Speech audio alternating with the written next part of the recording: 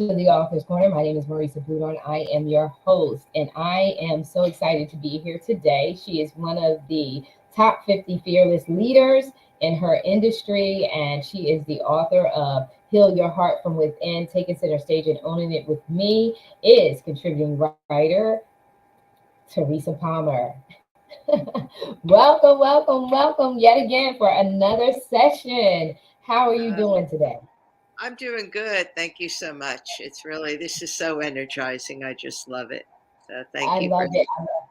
And I love the wealth of knowledge and what you bring to the table in regards to the heart. And so, in our past sessions, we had mentioned our heart having a brain. And I know I had spoken to you before and said we have got to dive into what you referred to, the intuition. We talked about ego. We talked about boundaries. And why these are so important to helping out the health of our heart. And we mean this in the physical sense, not just in the abstract of our heart and just emotions and things like that, but physically, how this really impacts the heart. And so, share and go into depth in regards to the heart having this brain and emotions and all that good stuff. so I think one of the things that is a little bit misunderstood is the concept of intuition. So a lot of times people think that intuition is about reading minds, about predicting the future. And that's not what it is. Our intuition is our inner knowing, which is really our GPS. It's really our guide through life. And it's true that your intuition could give you warnings. Sometimes things just don't feel right. Something may be going on and you're not quite sure of what it is, but you get a feeling. You may get a feeling in your stomach. You may get a feeling in your heart that something just really isn't right. And we need to pay attention to that. And that's our intuition. As children live with their intuition every day. That's what guides them. You see children at play, they don't sit back and think about everything they're going to do. Children are spontaneous, they do it. And as we become adults, we're pretty much conditioned to suppress our intuition because there's things to conform in society, there's ways that we feel that we should be, there's things that are expected of us. And we lose that ability to just be guided by our inner knowing, our inner GPS. And that really comes from the heart because our intuition is really the seat of our knowing, our soul. It's part of that whole thing. It's part of our connection to something higher than we are. And it doesn't matter what you call that connection. You could call it God, the universe, the all knowing, the all that is, the energy. It really doesn't matter, but Mhm. it's power that is higher than us. And when we tap into that power, we're guided to live our best life possible. And intuition comes in many forms. Like I said, it may be a feeling in the stomach. A lot of times it's a feeling in the stomach, a feeling in the heart, a knowing that something isn't right. Um, just recently, I was involved with something. And from the beginning, I kind of had a little inkling, and I didn't want to admit it, that something just wasn't right. And it involved me helping out somebody with my profession and actually going someplace to help them out. And when it came to changing one piece of my license, they said it had to reflect this other state and this and that. And at first, I didn't want to do it. Like, I just had this flash of, you shouldn't change the address on your license. But then I thought, no, that's foolish because I know why they have to change it in order for me to go cross country to do something else. Well, I have to tell you that I should have listened to my intuition at that point and when I had the chance to cancel things because I got all the way out there. Things were such a mess. Nobody was prepared for me that I landed coming back in 2 days anyway and just breaking the contract and saying, no, this isn't something that I should be doing. But the signs were there. My intuition was telling me this, but I kept rationalizing it. Hmm. Why do you want to change my license? Well, you have to have a different address. That's logical. Right. If it's out of state, that's logical. Um, the fact that even the accommodations change twice, twice in a Mm. week, the accommodations changed. And at that point, I should have said, no, this isn't something that's right. I landed up being in such a bad area with that I didn't even feel safe. And, Right. all the signs were there, my intuition, but I chose to ignore it. And what happens when you ignore your intuition is you land up with a situation that isn't right. And it was a complete waste of other people's money, of my time, for something that never should have been. And if I would have listened to the signs and the feelings that I was getting about this, sometimes it's a voice in your head that just tells you turn right, turn left. Right. Right. Yeah, you're so right. And then it's so important to trust your instincts. But we're taught all day long to second guess yourself, to doubt when you have all of this different information that's out there and things like that. It really, really causes you to self doubt, and there are certain levels of risk that we have to be willing to take in life, because they could work out to our advantage in many cases. And when you said intuition is not necessarily forecasting, right? It's not psyche. It's more so critical thinking and some, reductive, deductive reasoning. You're looking at it. And I love the fact that you use the analogy of children.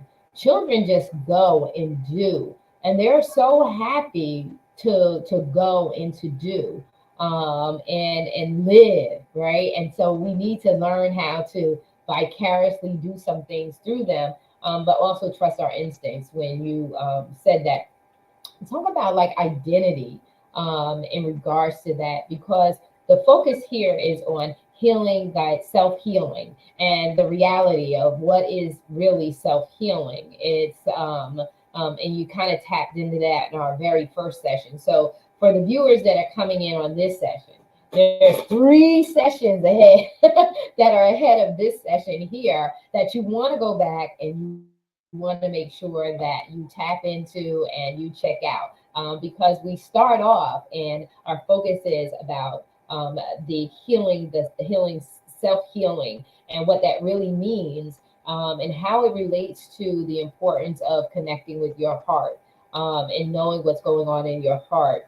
And Teresa shared earlier in regards to our hearts having a brain, and how important it is for us to connect our brain up here, our mind brain, with our heart brain, so that we can get them in sync. And so when we're dealing with making decisions and we have anxiety and all of those other things that start coming into play, when we're in sync with our mind and our heart, we can regulate those things. And that takes getting to know thyself, understanding thyself, trusting thy instincts, trusting what have gotten you where you are today so far successfully, and trusting that into making the decisions that and the challenges that may come as you're moving forward. And so share with us a little bit more, taking us back to the beginning about self healing, and what differentiates what you talk about in your book, with what's really going on out here, and the controversy behind it all. Yeah, self-healing is really just getting your body back into balance. And as I said in the first episode, I used something like diabetes as an example, that's a process that occurs over a period of time. When our body's out of balance, a lot of it is due to stress, and that may be stress that we realize or stress that we don't realize. A lot of times we think that we're just supposed to be everything, do everything for everybody, and that's not really the case. Um, so our body gets out of balance.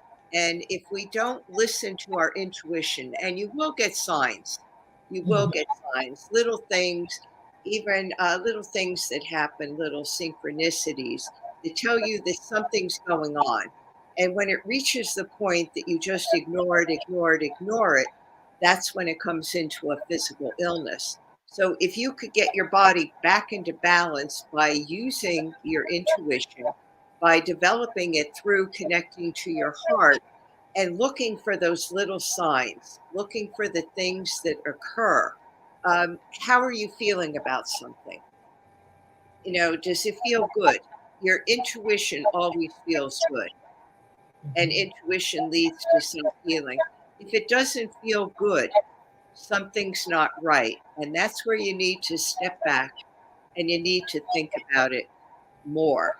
So self healing really, sometimes it has this connotation of being woo woo, being way out there, of, somebody just coming along and, healing. There are things such as miracles. There definitely are. And that's a whole different subject.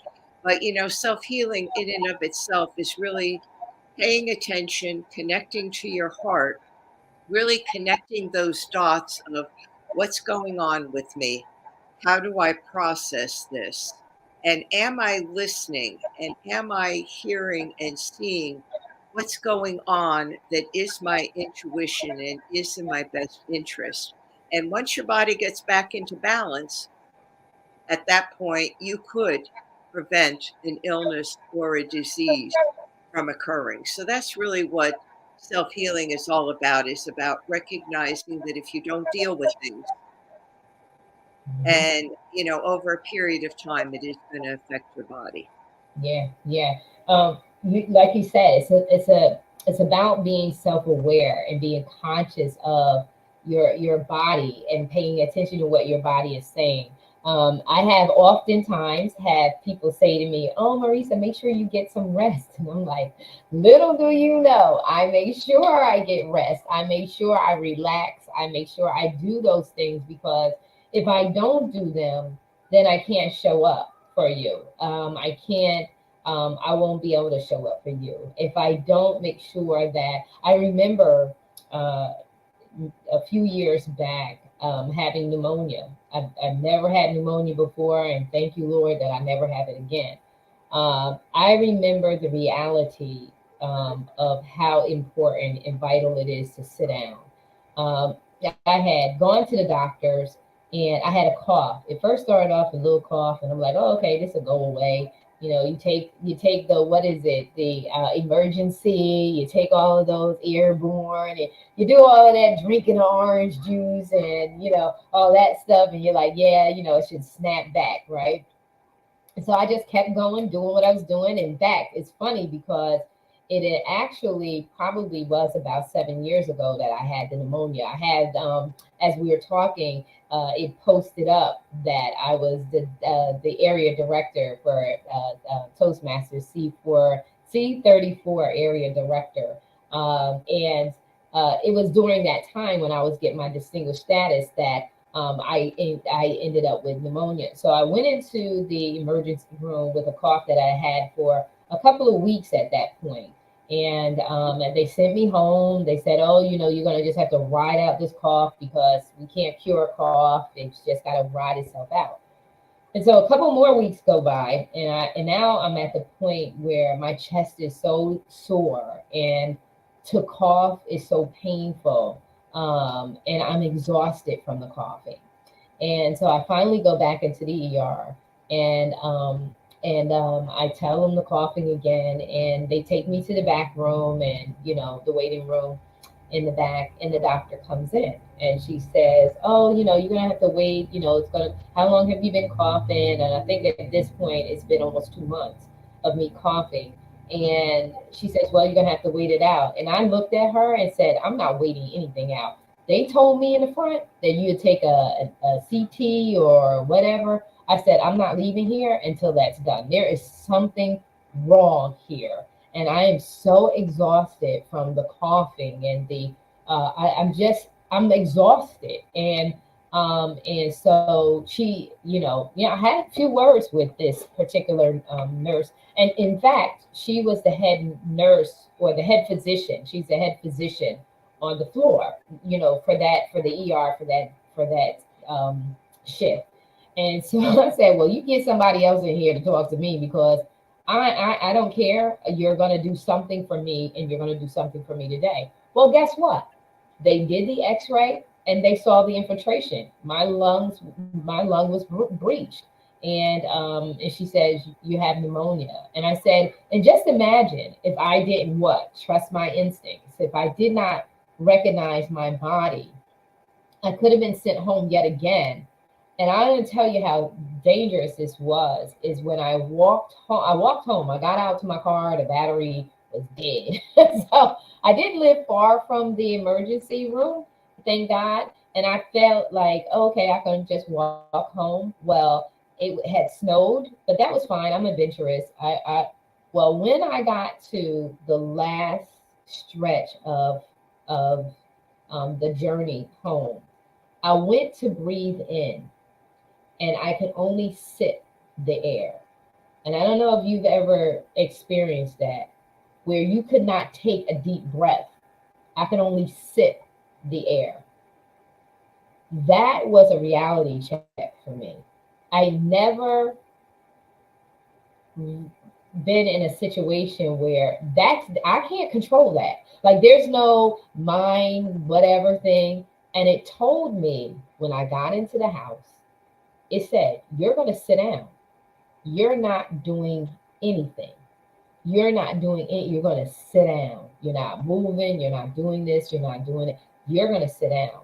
And that was a lesson learned for me to not. And I was home from work for 3 months before returning back to my job for 3 months. And I kid you not, talk about self compassion. I was compassionate on myself. I said, girl, you going to sit here and you ain't doing, because I've heard too many people passing away from walking pneumonia.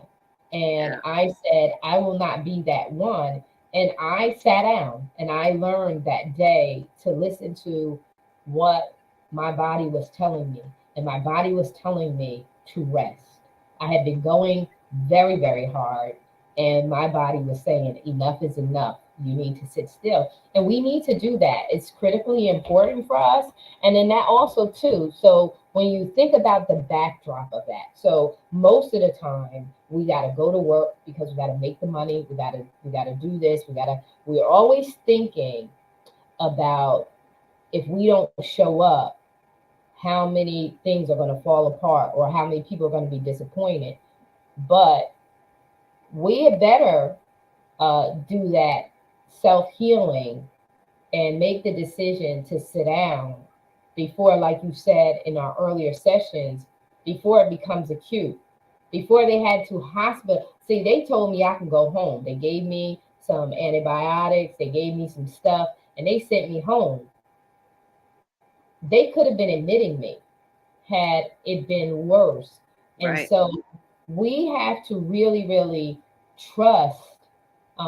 We have to trust our intuition, and our heart is telling us, because that's another thing. There's a strain on the heart when you're in that position, because I felt that. I could feel my heart, and I can actually, I was able to feel where the infiltration was at. That's Yeah. how, if you're paying attention to it, you know exactly where what happened. I know where it is. I know when a mosquito bites me. I know exactly where it is. I feel it when they do it. And when you're in tune, you do. And the more sensitive you are to that, the more alert. Am I right or am I wrong? That you become. Yeah. You're absolutely right. I mean, we we know what goes on in our body, and we're also told to dismiss that, to not trust ourselves, because we go to the so-called experts. Even like myself, I practice holistic cardiology. So people will come in, and a lot of times they want you to fix them. They want you to do something, and they know there's something wrong. And then once you tell them, they say, "Oh yeah, I kind of thought that." Um, one of the things is that I think as a healthcare professional, people we have to realize that people know when something's wrong. And I've had people that have had cancer that maybe hasn't been found for a while, but they'll come in and something's just not right, and it can't be pinpointed. But, you know, they know that something's wrong and they become insistent, just like you were. You need to be insistent and say, I know that there's something going on here. We have to keep digging until we find the answer. And I learned over many years never to dismiss people because people know when something's wrong. They may not know how to really express it, or they may doubt themselves, but we have to use our own intuition. And that's what you did by saying, I'm not leaving here Right. until somebody does something because I know that something's wrong. And that's trusting yourself, trusting your intuition, trusting your body because the body will give you clues. Mhm. For you, it was a cough. Could start out, maybe there's a little fatigue, maybe there's something that goes on that just isn't right.